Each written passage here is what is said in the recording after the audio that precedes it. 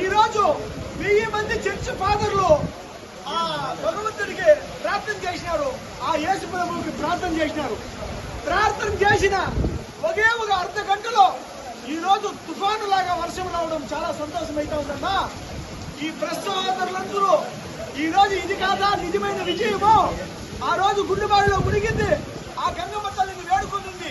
ఈ రోజు 1000 మంది చర్చ్ ఫాదర్లు 1000 మంది చర్చ్ ఫాదర్లు ప్రార్థన చేసినారన్నా ఆ గంగమ్మ తల్లికి. ఈడున్న దరిద్రం మొత్తం పోవాలని ప్రార్థన చేసినారు. కాబట్టి తప్పకుండా ఈ రోజు ఆ గంగమ్మ తల్లి ఆశీర్వదించింది. అమ్మా గంగమ్మ తల్లి, నేను 3 మునిగలకి మునిగేదానికి మంచి ఆశీర్వాదం ఇచ్చినామమ్మా. ఈ పలమనేరు సుభిక్షంగా ఉండేటట్టుగా మేము చేసుకుంటాము. తప్పకుండా ప్రజలందరూ ఇంటికి కుళాయి బిగించే దినము దగ్గరలో ఉంది. మీ ఇండ్లన్నింటికి కుళాయిలు వస్తాయి. తప్పకుండా మీరందరూ సంతోషంగా సుభిక్షంగా ఉండండి. 5-10 సంవత్సరాలు ఇంకా నరకం అనుభవించినారు, నరకం చూసినారు మహిళలంతా. ఇంకా పైన నరకం లేదమ్మా. తప్పకుండా అందరూ ఇంటికి ఒక కుళాయి పెట్టుకొని నీటి సమస్య లేకుండా సంతోషంగా సుభిక్షంగా ఉంటారని మనస్ఫూర్తిగా నేను మీకు విన్నవించుకుంటా ఉన్నానమ్మా. తప్పకుండా ఇది చాలు.